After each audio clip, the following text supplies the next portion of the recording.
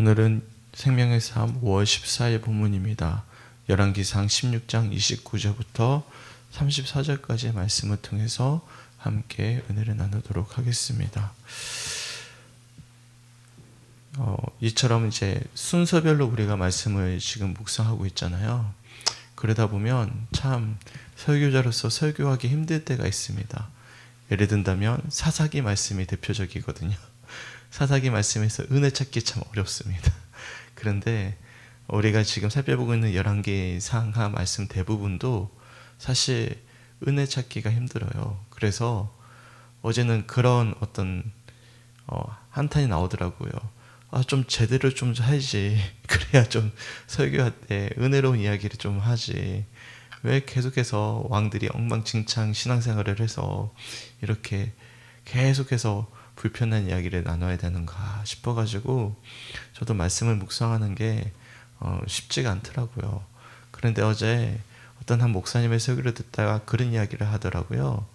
이제 약이라는 게 몸에 좋은 약일수록 쓴 약이라고 먹고 달콤하고 좋은 약은 사실 몸에 도리어 해를 끼치지만 이제 먹으면 먹을수록 쓴 약은 또 우리 병을 고치는 좋은 약이라고 우리 성도들이 쓴 약을 먹을 줄 아는 훈련이 되는 것이 또 참 필요하지 않을까 그런 이야기를 하는데 한편으로는 공감은 했어요.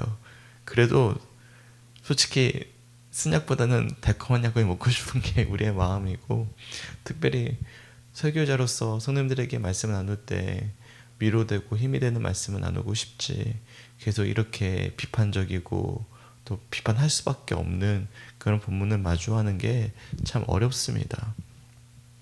오늘 본문에 등장하는 아합 왕이요, 북이스라엘 치세 중에 가장 악한 평가를 받는 왕이 아합 왕이고요. 남유다에서는 누가 그런 평가를 받겠느냐면 나중에 히스기야의 아들이 므낫세 왕이거든요. 므낫세 왕이 가장 큰 이제 나쁜 평가를 받게 되는 왕이 됩니다. 둘의 차이가 하나 있습니다. 그건 뭐냐면 므낫세 왕은요, 놀랍게도요 마지막에 회개합니다.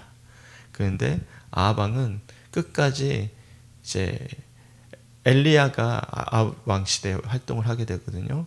끝까지 아합 왕에게 조언을 하고 말씀을 전함에도 불구하고 끝까지 그 잘못을 뉘우치지 않아요. 결정적인 이유가 있습니다. 누구 때문이냐면 바로 오늘 본문에 등장하는 이세벨이라는 여인 때문입니다. 이세벨 다 들어보셨죠? 나중에 이 이세벨이라는 여인이 얼마나 악독했던지 시상적으로 요한계시록에도 이세벨이 등장합니다. 비유적으로 등장하는 것이죠.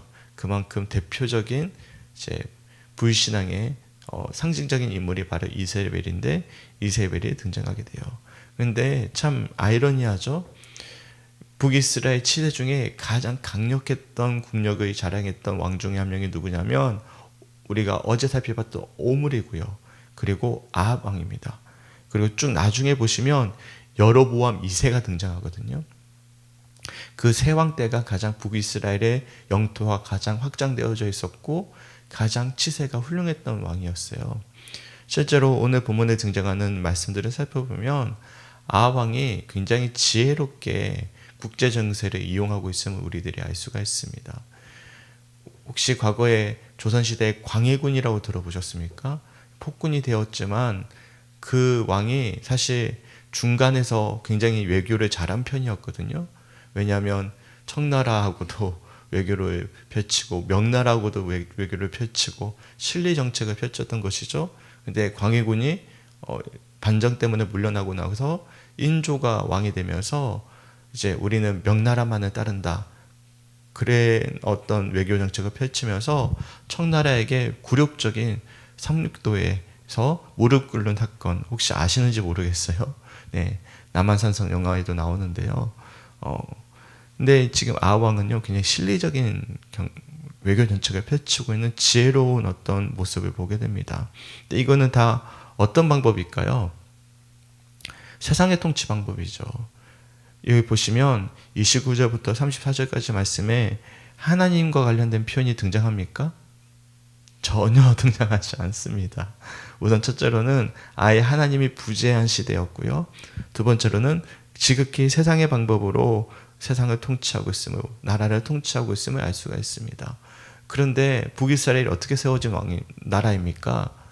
하나님께서 아이야 선지자를 통해서 여로보암에게 너희가 다윗처럼 행하면 영원히 그 나라가 든든히 서갈 수 있도록 내가 너희와 함께 하겠다라고 약속하면서 세워진 나라가 어떤 나라죠? 북이스라엘입니다. 그러니까 북이스라엘은 세상의 방법으로 세워진 나라가 아니라 하나님의 언약 가운데 세워진 나라입니다. 그런데 이 하나님의 언약 가운데 세워진 나라가 하나님은 모두 다 사라지고 언약도 사라지고 뭐만 남아있는 거예요?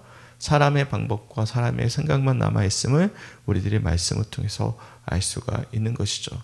그러다 보니까 세상적으로 보았을 때는 왕이 지혜로운 왕일지 몰라도 하나님의 언약의 관점에서 본다면 가장 악한 왕으로 평가받을 수밖에 없음을 우리들 말씀을 통해서 살펴볼 수가 있는 것이죠. 더군다나 불신앙은요 확장됩니다. 그러니까 신앙은요 얻는 것은 어려워요. 제가 여러 차례 말씀드리잖아요. 한 사람이 구원받고 복음에 반응하면서 돌아오는 것은 굉장히 어려운 일인데 잃는 것은요 굉장히 쉽습니다. 쉬울 뿐만 아니라 더 굳건해집니다. 제가 여러 차례 말씀드리지만 아예 믿음이 없는 사람을 전도하는 것보다 한번 믿음을 가졌다가 잃어버린 사람 전도하는 게 훨씬 더 어렵거든요. 왜냐하면 죄는 더 우리를 더 악의 구렁텅이로 끌고 가는 습성을 가지고 있기 때문에 그렇죠. 제가 그것을 크게 세 가지로 지난 새벽 시간에 한번 소개해 드렸어요. 죄는 전염성을 가지고 있고요. 죄는 확장성을 가지고 있고요. 죄는 점진성을 가지고 있어요. 그런데 오늘 30절 말씀 보십시오. 29절 말씀에 이제 오므리가 죽고 나서 누가 왕이 되냐면 왕이 되는데요. 이렇게 표현해 주고 있습니다. 오므리의 아들 아합이 그의 이전의 모든 사람보다 여호와 보시기에 악을 더욱 행했다라고 말씀하고 있죠. 악이 어떻게 된 거예요? 확장되고 있음을 우리들이 알 수가 있어요. 우리가 어제 말씀 25절에서 오므리를 어떻게 평가했냐면 이렇게 평가를 했어요. 제가 어제 본문이었던 25절 말씀 한번 읽어드릴게요. 오므리가 여호와 보시기에 악을 행하되 그 전에 모든 사람보다 더욱 악하게 행하여. 그러니까 오므리를 평가할 때 하나님이 뭐라고 평가하셨냐면 그 전에 모든 사람보다 더욱 악하게 악을 행했다라고 말했는데 30절 말씀에 아합은요 그보다 더 그럼 이걸 최상급의 또 최상급이에요. 완전한 최상급 표현이죠. 그러니까 아들일 때 더 하나님을 믿는 신앙을 완전히 잃어버리고 지극히 세상을 따라갔음을 우리들이 말씀을 통해서 알 수가 있는 것입니다. 그러면 어떤 부분이 그러면 이처럼 악을 행했을까? 첫 번째로는 제가 소개해드렸던 것처럼 세상의 방법을 따른 것이죠. 그게 31절 말씀인데 제가 한번 읽어볼게요. 느밧의 아들 여로보암의 죄를 따라 행하는 것을 오히려 가볍게 여기며 시돈 사람의 왕 옙바알의 딸 이세벨을 아내로 삼고 바알을 섬겨 예비하고. 여기 보시면 느밧의 아들 여로보암의 죄를 따라 행하는 것을 오히려 가볍게 여겼다. 그러니까 악의 점진성을 가지고 있는 거예요. 그러니까 여로보암의 죄도 심각한 죄였잖아요. 그래서 멸문지하를 당하지 않았습니까? 근데 그것이 가볍대요. 여로보암이 지은 죄는 아무것도 아니라는 거예요. 그렇죠. 그래도 여로보암은요 양심이라도 있어서 베델하고 단에다가 뭘 지었습니까? 성전 같은 걸 지어놓고는 황금 송아지를 하나님이라고 부르기라도 했습니다. 근데 여기는 아예 하나님을 아예 배제해버리고 옙바알의 딸 이세벨을 아내로 삼게 되는데 이게 지극히 세상적인 방법입니다. 시돈이 어딜까요? 예수님 시대의 페니키아라는 지역입니다. 이게 두로죠. 쉽게 표현하면 저 뒤 윗지방인데요. 해상 무역 도시입니다. 그래서 굉장히 부유한 지역입니다. 그래서 무역의 중심지예요. 그러다 보니까 이 시돈의 딸과 결혼을 맺는 것은 전략적으로 보았을 땐 굉장히 탁월한 선택이라고 볼 수가 있어요. 그러니까 세상의 통치 방법이 그렇잖아요. 서로 강력한 왕끼리 서로 사돈관계를 맺으면서 서로 시너지 효과를 내는 것, 이게 굉장히 지혜로운 통치 방법이거든요. 세상의 통치 방법을 맺는데 하필이면 시돈의 사람의 왕 이름이 뭐죠? 옙바알입니다. 옙바알의 뜻이 무엇이냐면 풀어서 표현해보면 이런 뜻이에요. 바알과 함께하는 자라는 뜻이에요. 그러니까 바알과 함께하는 자라는 이름의 뜻을 담고 있는 옙바알. 그러니까 얼마만큼 바알 신앙에 침착되어 있는 사람인지를 알 수가 있는데 그의 딸 이세벨을 아내로 섬겨서 이제는 누구를 예배하기 시작합니까? 바알을 예배하기 시작합니다. 바알이 어떤 신입니까? 가나안의 대표적인 신이지 않습니까? 바로 풍요를 상징하는 대표적인 신이죠. 근데 바알을 섬깁니다. 또한 32절 말씀 보십시오. 사마리아 성에 뭘 건축하냐면 바알 신전을 건축합니다.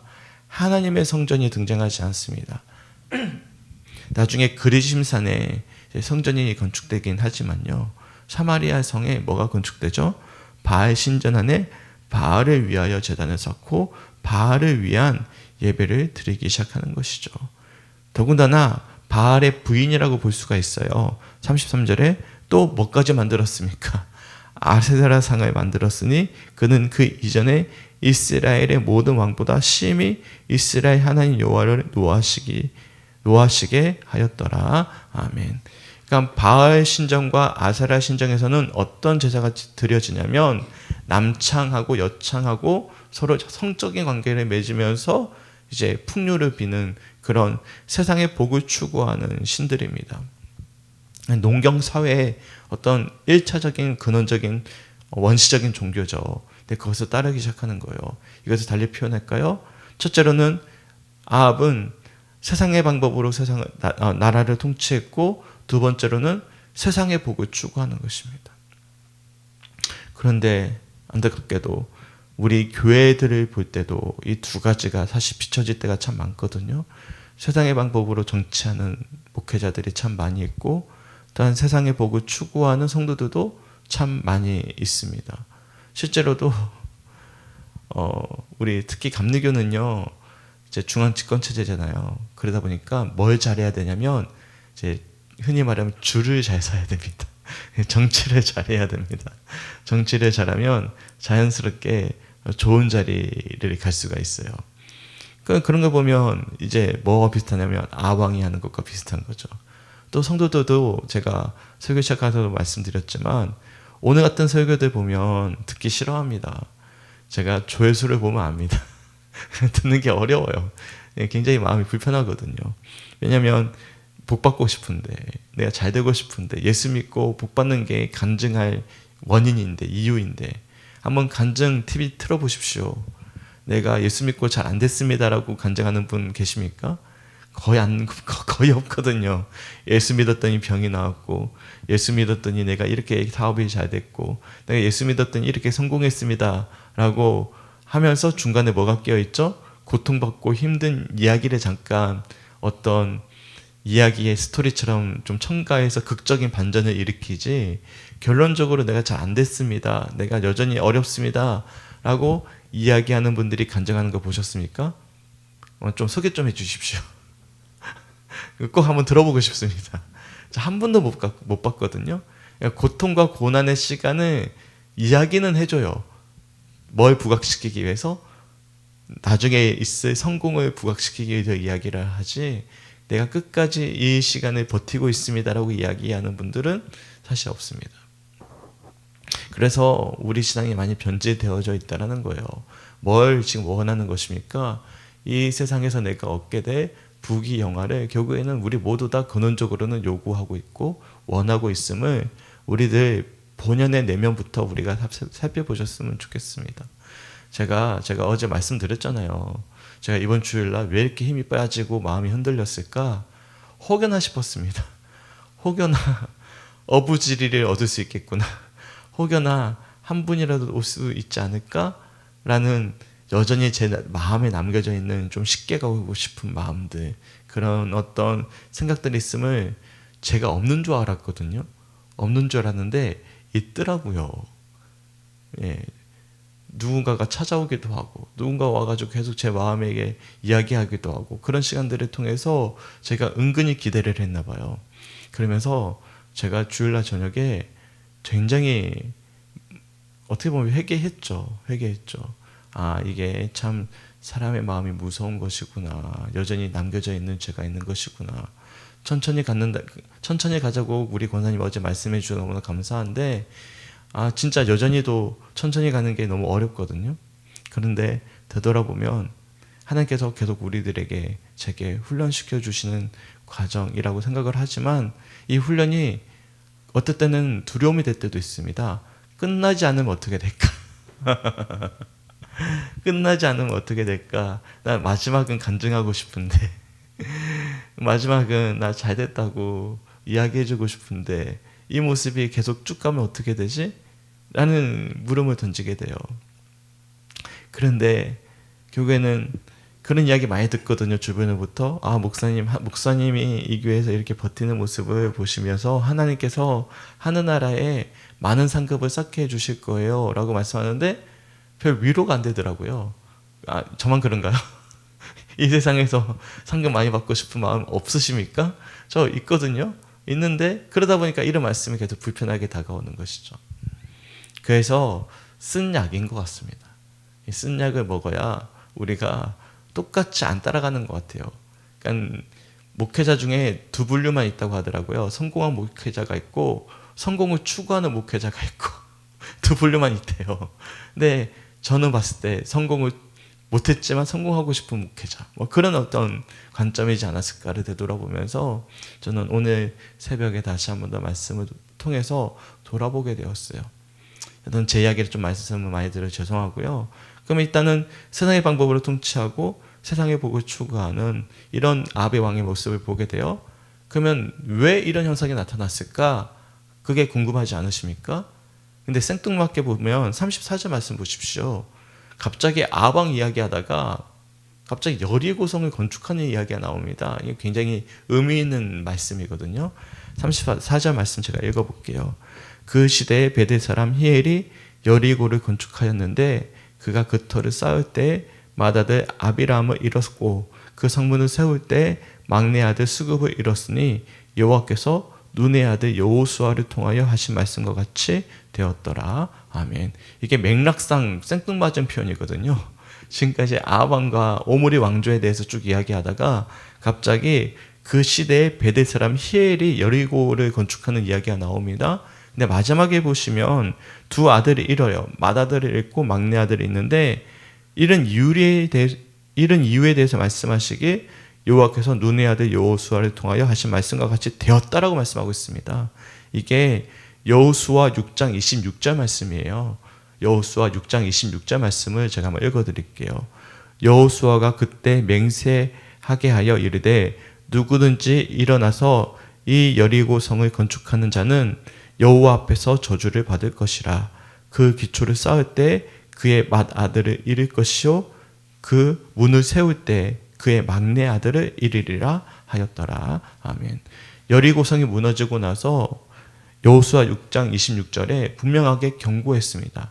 이 말씀을 알았을까요? 몰랐을까요? 계속 구전되거나 알려졌겠죠. 그런데 뭐를 잃어버린 거예요? 말씀을 잃어버린 시대인 것입니다. 그러니까 생뚱맞게 34절 말씀이 들어간 이유는 딱 한 가지 이유예요. 아합 왕이 이렇게 세상의 방법으로 통치하고 세상의 복을 추구하는 이유는 이 시대에 뭐를 잃어버렸기 때문입니까? 말씀을 잃어버렸기 때문이다 라는 사실을 분명하게 우리들에게 제시해 주기 위해서 생뚱맞아 보이는 34절 말씀이 첨가되어져 있음을 우리들이 말씀을 통해서 알 수가 있는 거예요. 그러니까 우리가 날마다 말씀을 묵상하고 말씀을 붙잡지 않으면 누구 하나 할 것 없이 누구처럼 된다라는 것입니까? 아합 왕처럼 세상을 추구하고 세상의 복을 추구하는 그런 하나님께서 제일 싫어하는 하나님을 사랑하는 것을 제일 좋아하거든요. 예전에 언제죠? 기억이 정확히 안 나는데 한 선동님이 이런 말씀을 하시더라고요. 직장 생활을 하다가 이제 못하고 이 자리에 앉아 있는데 하나님이 내게 원하시는 것은 하나님이 나를 친밀하게 좀 관계를 맺기 원한다. 나 너랑 친해지고 싶다. 이렇게 고백을 하셨는데 굉장히 은혜가 됐거든요. 그러니까 하나님은 우리와 친밀해지고 싶은 거예요. 뭐를 통해서요? 말씀을 통해서 친밀해지고 싶은 거예요. 친해지고 싶은 거예요. 그런데 지금 하나님을 저 멀리하고 멀리 따라가고 있는 거예요. 말씀은 다 잊어버리고 세상을 사랑하는 거잖아요. 이게 하나님이 제일 싫어하는 거거든요. 소망하기는 우리가 날마다 말씀을 통해서 하나님을 더 깊이 사랑하고 하나님을 더 깊이 친밀히 대하면서 우리가 세상에서 떵떵거리며 내세울 것이 없으면 어떻습니까? 혹여나 우리의 어려움이 계속 연장되면 어떻습니까? 세상의 방법으로 세상의 복을 추구하는데도 불구하고 안 된다고 간증할 거리가 없어서 우리가 마치 주눅들어 있을 필요가 사실은 하나도 없는 것이죠. 왜냐하면 말씀 앞에서 우리는 하나님과 친밀한 자이기 때문에 그런 것이죠. 제가 이번에 손 집사님 장례를 치르면서도 한 번 더 느꼈지만 결국엔 사람은 한 줌의 흙으로 돌아가는 존재입니다. 영원하지 않은 것이죠. 돌아보세요. 벌써 저는 10년이라는 세월이 흘렀습니다. 눈 깜빡했더니 죄송해요. 이 나이에 또 이런 이야기하면 말씀 듣던 저희 어머니가 너는 뭔 젊은 아이가 맨날 이런 이야기하고 있냐고 뭐라고 하시던데 눈 깜빡하면 10년이 흘러가는데 눈 깜빡하면 이제 우리 장로님 80대 되시고요. 눈 깜빡하면 우리 집사님, 권사님들 70대 되십니다. 이게 영원하지 않은 거예요. 이 아등바등 우리가 여기서 뭘 이루겠다고 산다고 이렇게 살다 보면 결국에는 하나님 앞에 갔을 때는 우리가 할 말이 별로 없을 것 같아요. 저도 마찬가지고. 저도 왜 그러냐면 저는 이제 눈 깜빡하면 50대거든요. 이제 50대가 제가 봤을 때는 목회자로서는 최전성기, 제 활동을 많이 해야 돼. 아직까지는 이제 배워야 되는 시점이라 생각을 하지만 그래서 정신 차리고 혹여나 이 어려움이 이어지면 어떻습니까? 하나님과 친밀함이 제일 최고인데 우리에게 그것을 경험한 그리스도인들인데요. 오늘 말씀을 통해서 도리어 우리가 반면교사 삼아서 특별히 34절 말씀을 잃어버리지 않기 위하여 날마다 묵상할 수 있는 우리 성주교회 성도들이 되시게 주님의 이름으로 간절히 축원합니다. 아멘. 그래서 제게 있어서 은혜가 됐던 구절은 개인적으로 아방 이야기는 별로 은혜될 게 하나도 없었고 34절에 굉장히 좀 그래 잊어버리면 안 되겠다. 말씀 붙잡아야 되겠다. 이렇게 이제 묵상이 되어졌고요. 혹시 잠깐 5분 동안 말씀을 살펴보시면서 아니면 말씀을 들으시면서 도전받던 구절, 은혜 받은 구절이 혹시 있으시면 한번 자유롭게 나눠보시겠어요? 네, 장로님. 이거 이러한 상뿐만 아니라 여러 왕들이 뿐만 아니라 많은 왕들을 볼 때 단신을 섬기고 참 과를 예고 재단을 쌓고 이런 게 비일비재하던데 참 그런 거 보면 하나님 제일 싫어하는 우상 숭배로 하나님의 참 사랑을 받지도 인정받지도 못하는 그런 내한테 대입을 시기 보니까 꼭 신을 딴 신을 세워가지고 죄를 짓고 우상 숭배를 하는 것이 아니라 내 마음속에 나태라든지 기도해야 될 때 기도 못하는 일이라든지 이런 걸 딱 생각해 볼 때 꼭 우상이 아니더라도 하나님을 참 마음을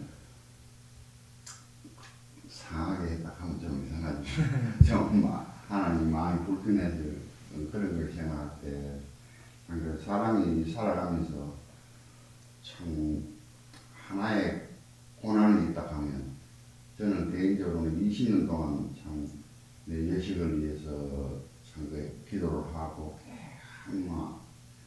계속적인 지금도 현재 진행형인데 그런 식으로 하다 보니까 내 마음이 조금 하나님한테 반감도 가지고 어떨 때는 잘 없는데 그런 게 혹가당해서 그런 게 나타나요. 참 하나님 계시나?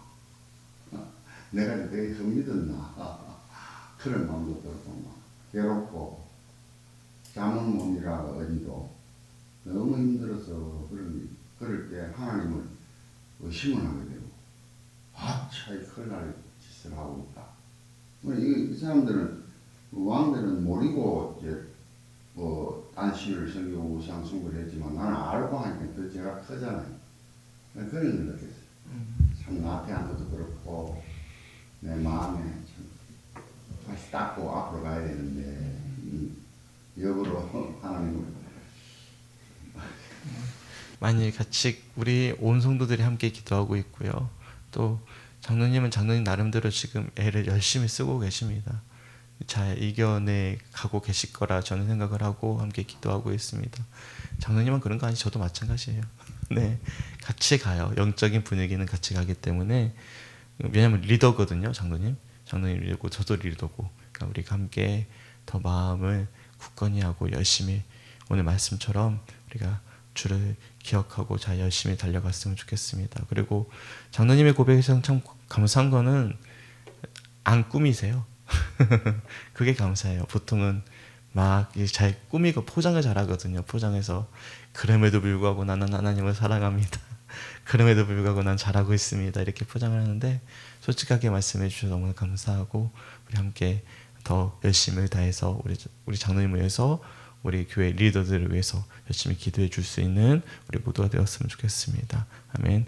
말씀은 거울입니다. 자기를 비춰볼 수 있다면 말씀 묵상 잘하신 거예요. 너무 잘 나눠주셨고요. 혹시 있으십니까?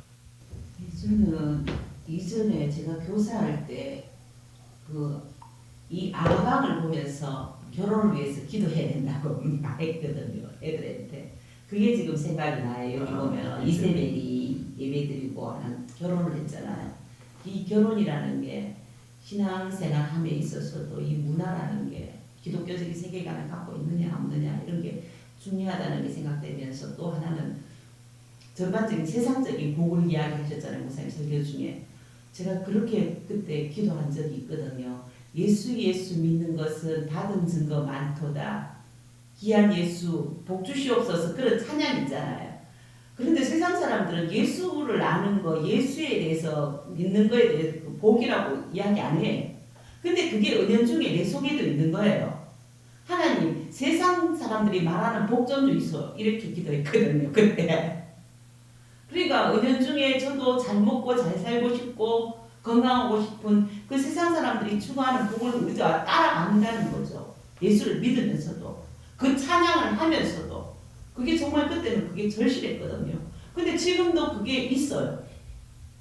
없다면 거짓말이죠. 예, 예, 없다면 거짓말이죠. 그런 마음이 오늘 좀 많이 들었습니다. 이게 마귀의 유혹인데요. 이제 조금 부연 설명 한 가지만 해도 될까요? 마르티나 성인이라는 분이 계시는데 이 사람이 너무 믿음이 좋은 거예요. 그때 어느 날 마귀가 나타난 거예요. 마귀가 어떻게 나타나냐면 너무나 아름답고 복스러운 예수님의 모습으로 나타난 거죠. 그랬더니 누구든지 와 예수님이다 그렇게 믿을 수 있는 모습으로 마귀가 나타난 거예요. 근데 마르티나 승인이 단번에 이게 마귀인 줄 알았습니다. 뭐가 없었냐면 스티그마, 증거가 없는 거예요. 이 증거가 어떤 증거가 없었냐면 손에 못자국이 없는 거예요. 고난의 흔적이 없는 거예요. 그러니까 그러면서 바로 안게 너무나 예쁘고 멋있고 복스러운 예수님의 모습인데 결국에는 예수의 증거는 스티그마는 뭐냐면 십자가의 흔적입니다. 그러니까 이 증거라는 게 우리가 뭘 이제 증거 생각하냐면 저도 똑같아요. 잘 되고 예. 복스럽고 그런 모습인데 굉장히 제가 충격적으로 봤던 한 일화였거든요. 이 증거라는 것 자체 우리의 개념이 세상과 다르다는 것을 우리가 항상 기억할 수 있는 우리 모두가 되었으면 좋겠습니다. 부연 설명해서 죄송한데 너무나 좋은 또 이세벨 결혼 잘못했어요. 결혼 좀 제대로 좀 하지. 네, 이게 결혼 정말 중요합니다. 아니면 바울처럼 독신으로 사는 게 훨씬 낫습니다. 네, 그래도 독신의 은사 이야기도 하거든요. 권사님 죄송합니다. 아니야, 우리 권사님 보세요. 여기 있잖아 지금. 네, 네, 저 최고인데 지금 얼마나 어린아이 같으세요, 진짜. 우리 유 권사님 한 번씩 볼 때는 하여튼 그만하겠습니다. 하여튼간 우리 그 김에 우리 이 권사님 오늘 말씀 보면서 어떤 부분이 은혜가 됐나요? 네.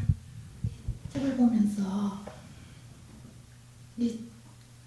진짜 엄청 힘들거든요. 내 같은 경우는.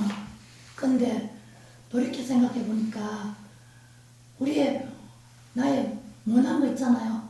좀 안 좋은 거 그걸 조금씩 고쳐나가는 느낌? 좀 우리 살면서 다 좋을 수는 없잖아요. 그러니까 안 좋은 부분을 요걸 책을 보면서 느끼잖아요. 이러면 안 되겠다는 거. 그걸 이렇게 다듬어 가는 느낌이고, 또 33절에 보니까 내 옆에 예수님을 딱 모셔놓고 그 속에 다른 우상들을 세우는 느낌? 왜 보면 돈도 우상이 되고 뭐 그런 거 됐잖아요. 근데 내 속에는 없다고 생각하면서 어느 쪽에 그게 그것들이 딱딱 튀어나오는 거라. 그러니까 이거 다 치워버려야 되겠다. 그런 감사합니다. 참 어린아이 같으세요 보면. 네, 너무 좋아요. 그래서 우리 그러니까 참 순수하세요. 네, 근데 다 똑같은 마음이고 진짜로 지금 어려운 말씀들, 특히 불편한 말씀들을 쓴약처럼 지금 먹고 계시는 모습인 것 같습니다. 나눠주셔서 너무 감사하고, 혹시 사모님은 있으십니까? 저는 계속 이제 어떤 포인트들이 들어오는 게 아니라 전체적으로 보면서 하나님이 기뻐하지 않으신다 이 마음이 계속 들었어요. 그게 되게 무서운 것 같아요. 저희가 죄를 지을 때도 있고 하나님 기쁘게 받으실 때도 있겠지만 이 아합은 그냥 처음부터 끝까지 하나님 기뻐하지 않으시는 것 같아서 되게 두렵기도 하고 우리의 삶이 하나님 앞에 그렇게 비춰지면 안 되겠다라는 마음도 들었지만 또 기도해야 되는 선교지나 저희 나라나 막 이런 생각들이 또 들었어요. 저희 교회, 성도, 가정 이렇게 기도하다가 또 이제 확장돼가지고 하나님이 기뻐하지 않는 곳이 분명히 있겠다. 지금 이 시대에도 이런 생각들이 들면서 정말 그곳이 아합과 같이 무너지지 않도록 멸망하지 않도록 우리가 깨어서 이 시대를 위해서 기도해야 되겠다 이런 생각이 들었습니다. 네, 감사합니다. 뭐 예를 든다면 우리 뭐 배호숙 선교사님, 뭐 최성호 선교사님 같은 경우에는 제가 말씀드리잖아요. 거기서 사시는 것만 해도 대단하다고. 그 문화와 그 영적인 세계에서 살고 있다라는 것만으로도 저는 정말 존경하거든요. 얼마나 눌릴까, 얼마나 힘들까 생각하면 참 아합가도 같은 곳에 가서 이렇게 신앙생활을 하고 목회를 한다는 것은 참 대단하신 것 같아요. 그래서 함께 또 중보해 주시길 부탁드리겠습니다. 아멘. 우리 함께 기도했으면 좋겠어요. 화요일은 성주의 영적 환경을 위한 기도인데 세 가지 기도 좀 읽어드릴게요. 교회 안의 질서가 세상 사람들에게 본이 되게 하시고 정직히 행하는 사람들을 통해 하나님 나라가 확장될 수 있도록. 두 번째, 개의 교회도 중요하지만 연합의 마음을 주셔서 모든 교회를 위해 서로 중보할 수 있도록. 세 번째, 모든 성주의 교회가 서로의 유익을 구하지 않고 오직 하나님 나라의 질서와 사랑을 위해 헌신하는 아름다운 공동체가 될 수 있도록. 성주의 영적 환경, 우리 성주 영적 환경도 아합과 비슷하거든요. 아합 시대와 비슷하기 때문에 함께 기도해 줄 수 있는 우리 모두가 되시길 주님의 이름으로 간절히 축원합니다. 아멘. 함께 기도하겠습니다. 주님 너무나 감사합니다. 참 쓴약 같은 약을 먹었지만 이 쓴약을 먹으면서도 이렇게 깊은 묵상을 하는 성도들의 묵상을 통해서 또한 위로를 받게 되고 힘을 얻게 하심에 감사합니다. 오늘 나눴던 말씀들 비록 듣기 불편하고 어려운 말씀이지만 이 말씀을 통해서 우리가 더 주 앞에 정직하고 순전하게 설 수 있도록 인도하여 주시길 간절히 소망합니다. 더 나아가서 우리보다 더 어려운 영적인 환경에서 선교하고 있는 선교사님들을 위해서도 중보하게 하시고, 또한 아왕 시대와 비슷한 이 한국교회 현실, 또한 우리 지역사회 현실을 바라보면서 우리 역시도 그렇지만 그렇게 하지 않기 위하여 애쓰게 하시고, 또한 이를 위하여 중보하며 기도할 수 있도록 인도하여 주시옵소서. 감사드리며 우리를 사랑하시는 예수님의 이름으로 간절히 기도드렸습니다. 아멘.